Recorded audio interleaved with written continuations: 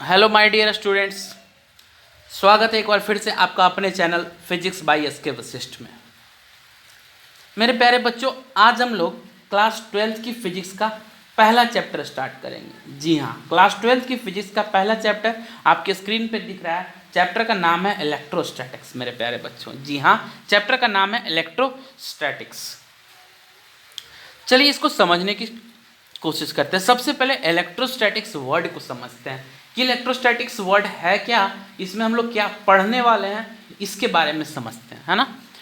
तो मेरे प्यारे बच्चों, अगर इलेक्ट्रोस्टैटिक्स वर्ड को आप बाइफरकेट करने की कोशिश करें, दो पार्ट में बांटने की कोशिश करें, तो आपको क्लियरली दिख रहा है कि एक पार्ट इलेक्ट्रो और दूसरा part statics. Electro plus statics. Electro का मतलब होता है मेरे प्यारे बच्चों चार्जेज। इलेक्ट्रो का मतलब होता है चार्जेज और स्टैटिक्स का मतलब होता है रेस्ट। स्टैटिक्स का मतलब होता है रेस्ट। ओ, तब तो सर हम इसका डेफिनेशन तो ईजिली समझ सकते हैं, या फिर मेरे दिमाग में ये ख्याल आ रहा है कि ये कोई वैसा चैप्टर है जिसमें हम लोग चार्जेस के बारे में पढ़ेंगे जब वो कहाँ हो, रेस्ट पे हो। किस कंडीशन में हो, रेस्ट पे हो। हाँ मेरे प्यारे बच्चों, बिल्कुल सही समझा आपने। इलेक्ट्रोस्टैटिक्स उसी ब्रांच को तो बोलते हैं। It is the branch of physics. Physics का वो branch which deals with the charges, जिसमें हम लोग चार्जेज की स्टडी करते हैं। कब? जब वो रेस्ट पे हो तब, जब वो स्टेशनरी हो तब, जब वो मूव नहीं कर रहे हो तब। उसी को हम लोग क्या बोलते हैं, electrostatics. Means what is electrostatics? तो electrostatics is basically that branch of physics which deals with the mechanism of charges kept at rest. Is that clear? तो this is what electrostatic deals with. हम लोग electrostatics में इसी चीज के बारे में पढ़ेंगे। लेकिन अभी तक हमने इलेक्ट्रोस्टैटिक्स मिस्ट्री को सॉल्व ही किया था कि फिर मेरे दिमाग में एक सवाल आया, क्या कि सर ये चार्जेस वो क्या होता है, चार्जेस वो क्या होता है सर। अच्छा, चार्जेस के बारे में समझने की कोशिश करते हैं। तो माय डियर स्टूडेंट्स, आप लोग अगर बचपन में साइंस बुक क्लास 8th में पढ़े थे तो क्लास 8th में एक चैप्टर था नेचुरल फेनोमेना, है ना, सम नेचुरल फेनोमेना। उसमें आपको एक साइंटिस्ट के बारे में बताया गया था, बेंजामिन फ्रैंकलिन। जी हाँ, Benjamin Franklin. He was an American scientist. वो एक अमेरिकन साइंटिस्ट था मेरे प्यारे बच्चों। नाम आपको दिख रहा है, बेंजामिन फ्रैंकलिन। उसकी एक काइट एक्सपेरिमेंट थी, है ना, नाम सुना होगा आपने और पढ़ा भी होगा उस एक्सपेरिमेंट के बारे में। और वही काइट एक्सपेरिमेंट जो है led to the discovery of charges. Led to the discovery of charges. वो एक्सपेरिमेंट क्या था वो आप पढ़ लेंगे, है ना। तो बेसिकली चार्जेस की डिस्कवरी का क्रेडिट किसको जाता है, तो बेंजामिन फ्रैंकलिन। किसको जाता है, Benjamin Franklin. He was an American scientist. He was an American scientist, है ना। And which experiment led to the discovery of charges? तो काइट एक्सपेरिमेंट कब हुआ था, जब थंडरस्टॉर्म हो रहा था तब, मतलब जब बिजली चमकी थी तब वो एक एक्सपेरिमेंट किया था उन्होंने। और उस एक्सपेरिमेंट से हम लोग को चार्जेस के बारे में ज्ञान पता लगा, है ना। एंड कोई अगर पूछता है कि हु डिस्कवर्ड चार्जेस, तो आप क्या बोलेंगे, बेंजामिन फ्रैंकलिन। सर ये तो डिस्कवरी हुई ना, पहले ये तो बताओ कि चार्ज होता क्या है ना। चलिए समझते हैं। बेसिकली मेरे प्यारे बच्चों, चार्ज एक प्रॉपर्टी है। चार्ज क्या है, एक प्रॉपर्टी है। It is a characteristic. ये एक प्रॉपर्टी है किसकी, किसी भी पार्टिकल की, है ना। अच्छा, क्या करवाता है ये सर, तो ये उस पार्टिकल्स के बीच अट्रैक्शन या रिपल्सन के लिए रिस्पॉन्सिबल होता है। कहने का मतलब, अगर ढेर सारे पार्टिकल्स हैं तो चार्ज एक ऐसी प्रॉपर्टी है जिसकी वजह से पार्टिकल्स एक दूसरे को अट्रैक्ट करेंगे या फिर रिपेल करेंगे। हाँ मेरे प्यारे बच्चों, जैसे हमने क्लास 9th में अगर आप रिकॉल करो तो आपने पढ़ा था कि ग्रेविटी क्या है। तो ग्रेविटी एक ऐसी कैरेक्टरिस्टिक है, एक ऐसा फोर्स है जिसकी वजह से यूनिवर्स में कोई भी दो बॉडी एक दूसरे को क्या करती है, अट्रैक्ट करती है ना। इनर्शिया क्या है, तो एक प्रॉपर्टी है जो क्या करता है, तो बॉडी को अपना इनिशियल स्टेट चेंज करने से रोकता है जब तक कोई एक्सटर्नल फोर्स उसको कंपेल ना करे। तो ये कैरेक्टरिस्टिक का है ना कॉन्सेप्ट। उसी हिसाब से चार्ज भी क्या है, तो ये भी एक कैरेक्टरिस्टिक है, ये भी एक प्रॉपर्टी है। तो किसकी, पार्टिकल्स की। क्या करता है, तो पार्टिकल्स के बीच अट्रैक्शन या रिपल्सन के लिए जिम्मेवार होता है ना मेरे प्यारे बच्चों। जी हाँ, charges this is the property of particles by virtue of which they attract और रिपेल ईच अदर। पार्टिकल्स की वैसी कैरेक्टरिस्टिक जिसकी वजह से पार्टिकल्स के बीच आपको अट्रैक्शन या रिपल्सन देखने को मिले, है ना। This is what charges are, है ना। चार्जेस क्या है, तो एक प्रॉपर्टी है जिसकी वजह से पार्टिकल्स एक दूसरे को अट्रैक्ट या रिपेल करते हैं। जी हाँ, चलिए चार्जेस की और डिटेल्ड जानकारी लेते हैं हम लोग। फैक्ट्स रिगार्डिंग चार्जेस, चार्ज के रिगार्डिंग कुछ इंपॉर्टेंट फैक्ट्स, है ना। सबसे पहला फैक्ट है मेरे प्यारे बच्चों कि charge is denoted by symbol Q. Charge को हम लोग सिंबल क्यू से डिनोट करते हैं ना। वो स्मॉल क्यू भी हो सकता है या फिर कैपिटल क्यू भी हो सकता है, बड़ा वाला भी और छोटा वाला भी, है ना। The SI unit of charge is coulomb. Charge की एसआई यूनिट क्या होती है मेरे प्यारे बच्चों, कूलम। हाँ, the charge has its SI unit coulomb and its CGS unit is statcoulomb. और इसकी सीजीएस यूनिट क्या होती है, स्टैट कूलम, है ना मेरे प्यारे बच्चों। जी हाँ, तो सबसे पहला फैक्ट ये जाना कि चार्ज को डिनोट करने के लिए हम लोग जो सिंबल यूज करते हैं वो या तो छोटा वाला क्यू हो सकता है या तो बड़ा वाला क्यू हो सकता है। चार्ज की जो एसआई यूनिट होगी वो कूलम होगी, जिसको हम लोग सी से डिनोट करते हैं। कूलम होगी जिसको हम लोग सी से डिनोट करते हैं। चार्ज की जो सीजीएस यूनिट होती है वो स्टैट कूलम होती है। क्या होती है, स्टैट कूलम, है ना। थर्ड फैक्ट पे आते हैं, है ना। अब एसआई यूनिट और सीजीएस यूनिट क्या होता है ये अगर आप नहीं जानते तो मेजरमेंट चैप्टर का लेक्चर देख लेंगे, है ना। या फिर आप मेजरमेंट चैप्टर एक बार पढ़ लें जहाँ से पढ़ना हो। आपको एसआई यूनिट और सीजीएस यूनिट का कॉन्सेप्ट 12th में पहुँच के होना चाहिए, है ना, क्योंकि ये बहुत ही बेसिक कॉन्सेप्ट है जो आपने आई थिंक जूनियर क्लासेज में भी पढ़ा होगा। चलिए आप वापस आते हैं थर्ड फैक्ट पे। थर्ड फैक्ट काफ़ी इंपॉर्टेंट फैक्ट है मेरे प्यारे बच्चों। ये कह रहा है कि charge never exist independently in nature, that is they are. चलिए इसको पहले समझते हैं, मैं आपको समझाता हूँ। देखिए, अगर मान लिया मैंने आपको क्या बताया कि चार्ज एक क्या है, तो सर प्रॉपर्टी है। चार्ज क्या है, एक प्रॉपर्टी है, ठीक है ना। चलो अब मान लिया ब्यूटी, ब्यूटी क्या है, तो सर ये भी कैरेक्टरिस्टिक है। पागलपन क्या है, कैरेक्टरिस्टिक है ना। इंटेलिजेंस क्या है, सर कैरेक्टरिस्टिक है। ब्रिलियंस क्या है, सर कैरेक्टरिस्टिक है। तो क्या आपने कभी ऐसा देखा है कि आज रोड पे खूबसूरती मूव कर रही थी, beauty was moving on road. आज रोड पे पागलपन पैदल जा रहा था, कभी ऐसा आपने सुना? नहीं, क्योंकि सर प्रॉपर्टी का एग्जिस्टेंस आइसोलेटेड हो ही नहीं सकता, उनका इंडिविजुअल एग्जिस्टेंस नहीं हो सकता, उनका इंडिपेंडेंट एग्जिस्टेंस नहीं हो सकता। मैं ये कहना चाह रहा हूँ कि उस प्रॉपर्टी की एग्जिस्टेंस तभी होगी जब उसको कैरी करने वाला होगा, है ना।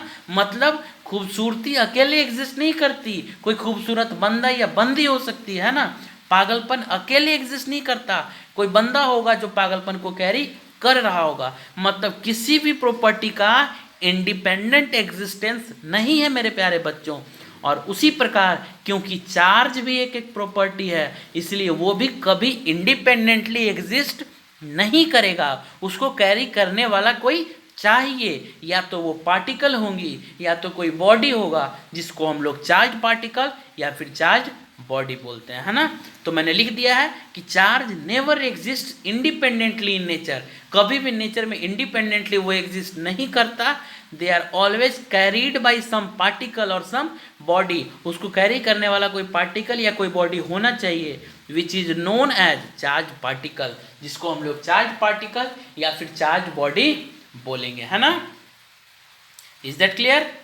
ठीक है मेरे प्यारे बच्चों, इसको हम लोग चार्ज पार्टिकल या फिर चार्ज बॉडी बोलेंगे। ये चार्ज का तीसरा फैक्ट है। चलिए चौथे फैक्ट पे आते हैं कि चार्ज दो टाइप्स का होता है। चार्ज कितने टाइप्स का होता है? दो टाइप्स का होता है ना। जी हाँ मेरे प्यारे बच्चों, charge is of two types, positive and negative. कितने टाइप्स का होता है? दो टाइप का। कौन कौन? पॉजिटिव और नेगेटिव, है ना। पॉजिटिव और नेगेटिव, जी हाँ सर। तो यानी पार्टिकल्स भी दो टाइप्स के हो गए, एक वो पार्टिकल्स जो पॉजिटिव चार्ज को कैरी कर रहे हैं और दूसरे वो पार्टिकल्स जो नेगेटिव चार्ज को कैरी कर रहे हैं, है ना। Means if the charge is of two types, positive and negative, in the similar manner particles are also of two types. Particles भी दो टाइप्स के होंगे। कौन कौन? Positively charge carrying particles and negative charge carrying particles. तो जो particles positive charge को carry करते हैं उन्हें प्रोटॉन बोला जाता है, और जो पार्टिकल्स नेगेटिव चार्ज को कैरी करते हैं उन्हें इलेक्ट्रॉन्स बोला जाता है। Charges carrying positive charges are known as particles carrying positive charges are known as protons, while particles carrying negative charges are known as electrons। जी हाँ मेरे प्यारे बच्चों, सही सुना आपने कि चार्ज दो टाइप्स का, पॉजिटिव और नेगेटिव, और उसको कैरी करने वाले पार्टिकल्स भी हो गए दो टाइप्स के, एक वो जो पॉजिटिव को कैरी करते हों और दूसरे वो जो नेगेटिव को कैरी करते हों। तो वो पार्टिकल्स जो पॉजिटिव को कैरी करेगा प्रोटॉन कहलाएगा, और वो पार्टिकल जो नेगेटिव को कैरी करेगा इलेक्ट्रॉन कहलाएगा। ठीक है, चलिए आगे बढ़ते मेरे प्यारे बच्चों। सर यहाँ से तो एक कॉन्सेप्ट मेरे माइंड में आ रहा है। क्या? अच्छा सर, हाँ आयंस पढ़ा था आपने। किसके बारे में पढ़ा था? आयंस के बारे में पढ़ा था, क्लास 9th में पढ़े थे, याद है? और ये बताया गया था कि आयंस का फॉर्मेशन किसके द्वारा होता है? चार्जेस के ट्रांसफर की वजह से, इलेक्ट्रॉन्स के ट्रांसफर की वजह से। और इलेक्ट्रॉन्स के ट्रांसफर के बाद किसी भी एटम के ऊपर आपको पॉजिटिव या नेगेटिव साइन दिखता था ना? हाँ सर, पॉजिटिव और नेगेटिव साइन तो हमको इसी के बाद दिखता था, ट्रांसफर के बाद। मतलब उस पर चार्ज का डिपोजिशन किसकी वजह से हुआ? इलेक्ट्रॉन्स के ट्रांसफर की वजह से, है ना? किसकी वजह से? इलेक्ट्रॉन्स के ट्रांसफर की वजह से। तो सर चार्ज का एक और डेफिनेशन बोल सकते हैं कि इलेक्ट्रॉन्स के ट्रांसफर का इफेक्ट है कौन? चार्ज। इलेक्ट्रॉन्स के ट्रांसफर का ही इफेक्ट तो है चार्ज, है ना? तो आप चार्ज का एक और डेफिनेशन बोल सकते हैं कि it is also defined as the efficiency of transfer of electrons, है ना? It is also defined as the efficiency of transfer of electrons. मैं ये डेफिनेशन लिख दे रहा हूँ यहाँ टॉप पे, ठीक है ना? आप इसको नोट करना चाहें तो नोट कर सकते हैं कि चार्ज को हम लोग efficiency of transfer of electrons भी बोल सकते हैं। हाँ मेरे प्यारे बच्चों, ये लिख दिया मैंने कि चार्ज को हम लोग efficiency of transfer of electrons भी बोल सकते हैं, ठीक है ना? चलिए आगे बढ़ते हैं। ये समझते हैं कि चार्ज दो टाइप्स का हुआ, पॉजिटिव और नेगेटिव, और पार्टिकल्स भी दो टाइप के हो गए, एक वो जो पॉजिटिव चार्ज को कैरी कर रहे हैं और दूसरे वो जो नेगेटिव चार्ज को कैरी कर रहे हैं। पॉजिटिव चार्ज को कैरी करने वाले प्रोटॉन्स और नेगेटिव चार्ज को कैरी करने वाले इलेक्ट्रॉन्स, है ना? एक और इम्पॉर्टेंट फैक्ट जो आपको पता है, मुझे नहीं लगता कि ये बताने की ज़रूरत है, ठीक है ना? आपको पता है कि लाइक चार्जेस जो हैं सो क्या करेंगे?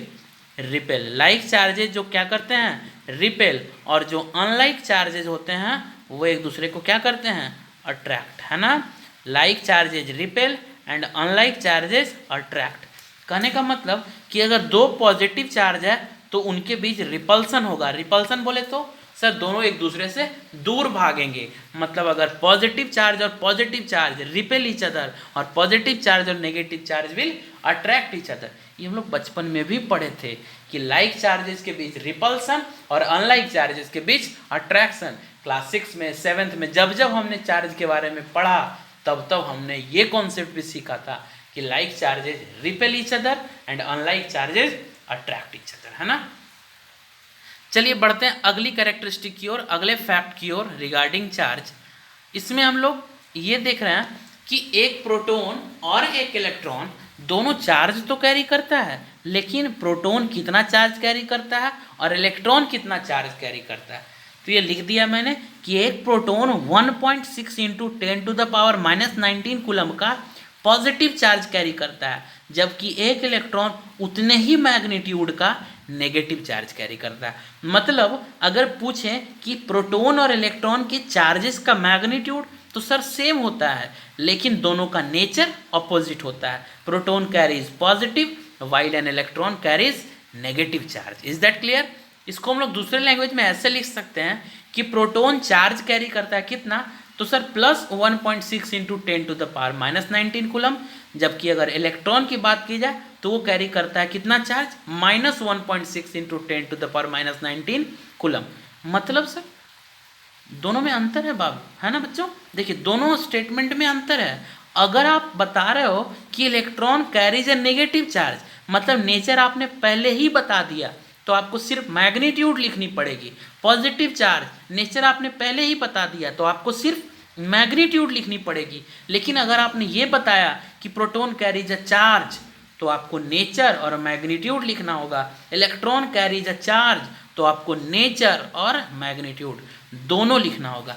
This is how you can represent, है ना। मतलब सर, मतलब कोई आपसे पूछता है कि बताओ इलेक्ट्रॉन कितना चार्ज कैरी कर रहा है, तो हम बोलेंगे -1.6 इंटू 10⁻⁻19 कूलम। लेकिन कोई पूछेगा बताओ इलेक्ट्रॉन कितना नेगेटिव चार्ज कैरी कर रहा है, तो अब हमको नेगेटिव बोलने की जरूरत नहीं है। We will directly write 1.6 into 10⁻⁻19 coulomb. This is how, या this is what I am trying to make you understand. ये मैं आपको समझाने की कोशिश कर रहा था कि अगर कोई भी इंसान आपसे पूछता है कि इलेक्ट्रॉन का चार्ज बताओ, तो आप नेचर के साथ बताएंगे। इलेक्ट्रॉन कितना नेगेटिव चार्ज कैरी करता है, तो आपको नेचर बताने की जरूरत नहीं है। आई थिंक आपको बुझा गया होगा, है ना। चलिए आगे बढ़ते हैं। नेक्स्ट फैक्ट देखते हैं मेरे प्यारे बच्चों। This is practically the smallest possible charge is e. जो स्मॉलेस्ट पॉसिबल चार्ज है प्रैक्टिकली वो ई है, जिसकी वैल्यू है कितनी 1.6 इंटू 10⁻⁻19 कूलम। इससे स्मॉलेस्ट पॉसिबल चार्ज नहीं है, यही तो इलेक्ट्रॉन की चार्ज है। तो प्रैक्टिकली क्यों लिखा, तो सर देखिए, अगर आप नेचर में देखते हैं तो अगर किसी भी बॉडी से मिनिमम चार्ज कितना निकल सकता है, अगर आप कोई भी बॉडी को रब करते हो तो चार्जेस का जो ट्रांसफ़र होता है वो किसके रूप में होता है, आपको पता है कि इलेक्ट्रॉन्स के रूप में होता है, आप जानते हैं। और इलेक्ट्रॉन कितना चार्ज कैरी करता है ये, तो प्रैक्टिकली इससे छोटा चार्ज संभव नहीं है ना। लेकिन इनफैक्ट अगर एग्जिस्टेंस की बात की जाए तो इससे छोटा चार्ज एग्जिस्ट करता है नेचर में, है ना। कितना, इसका भी 1/3, जिसको हम लोग क्या बोलते हैं बच्चों, क्वार्क्स। क्या बोलते हैं, क्वार्क्स। तो स्मॉलेस्ट पॉसिबल चार्ज कौन हो गया, क्वार्क्स। और उसकी मैग्नीट्यूड कितनी हो गई, तो 1/3 of that of electron. Electron का भी 1/3, है ना।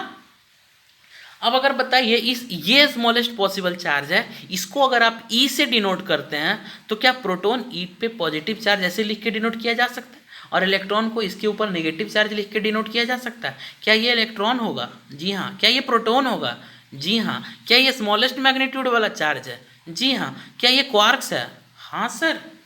अब तो समझ में आया ना। तो हमने चार्जेस के रिगार्डिंग जो कुछ भी फैक्ट्स पढ़ा वो आपके सामने है स्क्रीन पे, आप इसको नोट करें, रिवाइज करें, रेगुलरली मेमोराइज करें। डेली इसको रिवाइज करेंगे तो कॉन्सेप्ट और क्लियर होते रहेगा। एक बार इसको पढ़ के खुद से लिखने की भी कोशिश कीजिए, है ना, और समझ में आएगा। चार्ज को क्यू से डिनोट करते हैं, ऐसा यूनिट कूलम होती है, सी जैसे यूनिट स्टैट कूलम होता है। कभी भी इंडिपेंडेंटली एग्जिस्ट नहीं करेगा, इसको कैरी करने वाला कोई पार्टिकल या कोई बॉडी होना चाहिए, जिसको चार्ज पार्टिकल या चार्ज बॉडी बोलेंगे। चार्ज दो टाइप्स का होता है, पॉजिटिव और नेगेटिव। पॉजिटिव कैरी करने वाला पार्टिकल प्रोटॉन कहलाएगा, नेगेटिव कैरी करने वाला पार्टिकल इलेक्ट्रॉन कहलाएगा। प्रोटॉन और इलेक्ट्रॉन के बीच अट्रैक्शन होगा, इलेक्ट्रॉन और प्रोटॉन के बीच अट्रैक्शन होगा। प्रोटॉन प्रोटॉन को रिपेल करेगा, इलेक्ट्रॉन इलेक्ट्रॉन को रिपेल करेगा, है ना। अगला फैक्ट, प्रोटॉन 1.6 इंटू 10⁻⁻19 कूलम का negative charge positive charge carry करता है, और इलेक्ट्रॉन उतने ही मैग्नीट्यूड का नेगेटिव चार्ज कैरी करता है। या एक प्रोटॉन 1.6 इंटू 10⁻⁻19 कूलम का चार्ज कैरी करता है, या फिर एक इलेक्ट्रॉन -1.6 इंटू 10⁻⁻19 कूलम का चार्ज कैरी करता है। प्रैक्टिकली स्मॉलेस्ट पॉसिबल चार्ज की वैल्यू वही है जो एक इलेक्ट्रॉन के चार्ज की है, लेकिन अगर एग्जिस्टेंस की बात की जाए तो उससे भी छोटा चार्ज एग्जिस्ट करता है, जिसको लोग प्यार से क्या बोलते हैं, क्वार्क्स। क्या बोलते हैं, क्वार्क्स। उसकी मैग्नीट्यूड कितनी होती है, तो इलेक्ट्रॉन का 1/3। जी हाँ, इलेक्ट्रॉन का 1/3। आगे बढ़ते हैं बच्चों। जी हाँ बच्चों, अगर चार्ज के डायमेंशनल फॉर्मूला की बात की जाए तो वो होगा 80। चार्ज के डायमेंशनल फॉर्मूला की बात की जाए तो वो होगा 80। जैसे आप जानते हो I is equal to Q by T, current equals charge by time, 10th class physics याद है ना। हाँ, तो Q is equal to I into T.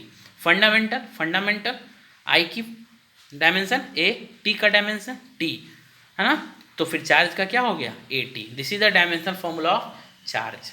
1 coulomb और 1 स्टेट कूलम के बीच रिलेशन ये है, इसको आप याद रखेंगे, जरूरत पड़ी तो हम लोग कन्वर्जन में इसका काम पढ़ सकता है ना। तो माइंड में रखिए 1 coulomb is equal to 3 into 10⁻⁹ statcoulomb. This is the relation between 1 coulomb and 1 statcoulomb. Conservation of charges, important topic है ना, कंजर्वेशन, है ना, कंजर्वेशन ऑफ चार्जेस। याद कीजिए, तो क्लास 9th में, क्लास 10th में जहाँ जहाँ कंजर्वेशन वर्ड आया है वहाँ वहाँ हमने सिर्फ एक ही चीज़ पाया है। हाँ सर, क्या बताया? कंजर्वेशन वर्ड जहाँ जहाँ आया है वहाँ टीचर ने हमको एक ही चीज़ बताया है, क्या? Can neither be created nor be destroyed. जहाँ भी कंजर्वेशन वर्ड फिजिक्स में आया तब एक ही चीज़ बताया गया कि can neither be created nor be destroyed. अगर चार्जेस के कंजर्वेशन की बात की जाए तो कॉन्सेप्ट वही हो जाएगा, charge can neither be created nor be destroyed. Charge can neither be created nor be destroyed. लेकिन कौन सा चार्ज? Net charge. कौन सा चार्ज? Net charge. मतलब नेट चार्ज को ना तो आप क्रिएट कर सकते हैं ना तो डिस्ट्रॉय कर सकते हैं, है ना? Is that clear? लेकिन अगर जहाँ तक सिर्फ चार्ज की बात की जाए तो उसको क्रिएट भी किया जा सकता है, डिस्ट्रॉय भी किया जा सकता है। अच्छा, ये क्या बात हुई सर? चलिए इसको एग्जाम्पल से समझते हैं। फिलहाल तो कंजर्वेशन ऑफ चार्ज का स्टेटमेंट आप यही माइंड में रखेंगे कि किसी भी सिस्टम के लिए नेट चार्ज को ना तो क्रिएट करेंगे ना ही डिस्ट्रॉय कर सकते हैं। लेकिन अगर सिर्फ चार्ज की बात की जाए तो वो क्रिएट भी किया जा सकता है और डिस्ट्रॉय भी किया जा सकता है। कैसे सर? तो चलिए ना एग्जाम्पल लेते हैं। ठीक है, देखिए मान लिया दो बॉडी लिया हमने, ए और बी। दो बॉडी लिया हमने, ए और बी। चलिए, ए के पास कितना चार्ज? 6 कूलम। बी के पास कितना चार्ज? 2 कूलम। पूरे सिस्टम का कितना charge? 8 coulomb. This is the net charge, this is the isolated charge of A. A सिर्फ अकेले ए का चार्ज कितना? 6 कूलम। अकेले बी का चार्ज कितना? 2 कूलम। और नेट चार्ज कितना? 8 कूलम, है ना? दोनों बॉडीज को लाया कांटेक्ट में, है ना? दोनों बॉडीज को जैसे कांटेक्ट में लायो, यहाँ से यहाँ चार्ज जाना शुरू होता है। फिर आपने अलग किया तो इससे चार्ज इसमें गया, इसमें कितना बच गया? 5 कूलम। इसमें कितना हो गया? 3 कूलम। चलिए फिर कांटेक्ट में लाते हो, 5 कूलम 3 कूलम। अब देखो आइसोलेटेड चार्ज 5 कूलम, इसका सेपरेटेड चार्ज 3 कूलम, है ना? इसका अकेला चार्ज कितना? 3 कूलम, इसका 5 कूलम। लेकिन अभी भी नेट चार्ज कितना? 8 कूलम। ध्यान दीजिए, पहले नेट चार्ज कितना था? 8 कूलम। अलग अलग चार्ज 6 कूलम एंड 2 कूलम। दोनों को कांटेक्ट में लाया, चार्ज का इधर उधर हेरफेर हुआ, इससे चार्ज उसमें गया, इसमें घट गया कितना? 5 कूलम। इसमें बढ़ गया कितना? 3 कूलम। लेकिन नेट चार्ज कितना रहा? 8 कूलम। फिर आप कांटेक्ट में लाते हो, है ना? जैसे कांटेक्ट में लाते हो फिर चार्ज इससे उसमें मूव करता है ना? और चार्ज जब इससे उसमें मूव करता है तो इसमें कितना हो गया? 4 कूलम। इसमें भी कितना हो गया बढ़कर? 4 कूलम। इसका टोटल चार्ज 4 कूलम, इसका चार्ज 4 कूलम, लेकिन नेट चार्ज 8 कूलम। अब है कि ये पूरी कहानी बताने का मतलब क्या था, है ना? थोड़ा ध्यान दीजिएगा बच्चों। सबसे पहले फिगर की बात की जाए तो क्या देखिए, सबसे पहले में बॉडी ए का चार्ज कितना था? 6 कूलम। जैसे ही आपने सटाने के बाद अलग किया, इन दोनों को टच करने के बाद अलग किया, तो ये 6 कूलम कितना बन गया? 5 कूलम। क्या सिंगल चार्ज इस बॉडी की चार्ज को आपने डिस्ट्रॉय करके 6 कूलम कर दिया? सिर्फ हम पूरे सिस्टम की बात नहीं कर रहे, सिर्फ इसकी बात करें तो क्या ये 6 कूलम से घट के 5 कूलम हो गया? क्या ये 5 कूलम से घट के 4 कूलम हो गया? देखिए ध्यान से, हो गया ना? लेकिन अगर इस बॉडी के चार्ज की बात की जाए तो क्या वो 2 कूलम से बढ़ के, देखिए ध्यान से, क्या वो 2 कूलम से बढ़ के 3 कूलम हुआ?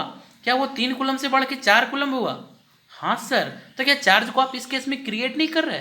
हाँ सर, कर तो रहे हैं। क्या आप इस बॉडी के केस में चार्ज को डिस्ट्रॉय नहीं कर रहे? 6 से 5, 5 से 4, 2 से 3, 3 से 4, क्या आप क्रिएट और डिस्ट्रॉय नहीं कर रहे चार्ज को? हाँ सर, चार्ज को तो क्रिएट डिस्ट्रॉय कर रहे हैं। लेकिन नेट चार्ज को देखो तो, क्या अभी 8 कूलम है? क्या यहाँ भी 8 कूलम है ना? क्या इस केस में भी 8 कूलम है? हाँ सर, नेट चार्ज तो 8 कूलम था और 8 कूलम रहा, मतलब नेट चार्ज तो कंजर्व है। लेकिन चार्ज की बात की जाए तो उसको हमने एक बॉडी पे क्रिएट कर दिया और दूसरी बॉडी पे डिस्ट्रॉय कर दिया, है ना? तो कॉन्सेप्ट ऐसे हो गया कि चार्ज को आप क्रिएट भी कर सकते हो, डिस्ट्रॉय भी कर सकते हो। नहीं सर, कंजर्वेशन सीधे बोला जाता है कि चार्ज को न तो क्रिएट किया जा सकता है और न तो डिस्ट्रॉय किया जा सकता है। लेकिन जिस चार्ज की हम बात कर रहे हैं वो नेट चार्ज ही होता है ना? तो कॉन्सेप्ट ये हो गया कि नेट चार्ज न तो क्रिएट हो सकता है और न तो डिस्ट्रॉय हो सकता है। लेकिन सिर्फ चार्ज की बात की जाए तो उसको क्रिएट भी कर सकते हैं और उसको डिस्ट्रॉय भी कर सकते हैं। This is what conservation of charge is, है ना? तो होप आप यहाँ तक समझे होंगे, आपको यहाँ तक समझ में आया होगा। तो ये तो हो गया चार्ज के रिगार्डिंग कुछ फैक्ट्स, है ना, जो हमने अभी तक पढ़ा। चार्ज के बारे में पढ़ा, इलेक्ट्रोस्टैटिक्स क्या होता है ये सीखा, है ना।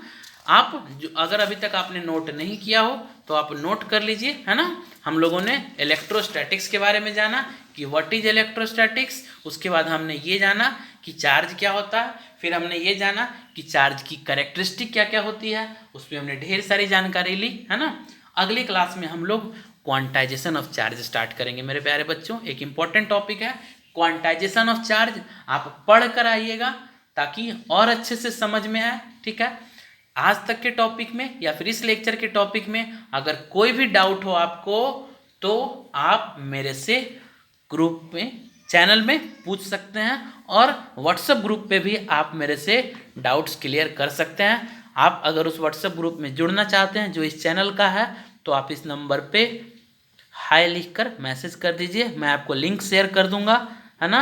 आप उस लिंक पे क्लिक करके डायरेक्ट मेरे व्हाट्सएप ग्रुप के मेंबर बन जाएंगे, जिसमें आप कोई भी डाउट्स क्लियर कर सकते हैं, ठीक है मेरे प्यारे बच्चों। उम्मीद करता हूँ कि आपको यहाँ तक समझ में आया, और अगर अब तक आपने चैनल को सब्सक्राइब नहीं किया है तो चैनल सब्सक्राइब कर लीजिए ताकि चैप्टर की रेगुलर अपडेट्स आप तक पहुँचती रहे, ठीक है ना। तो अगले लेक्चर में मैं आपसे और इसी टॉपिक को आगे बढ़ाऊंगा, और तब तक के लिए गुड बाय।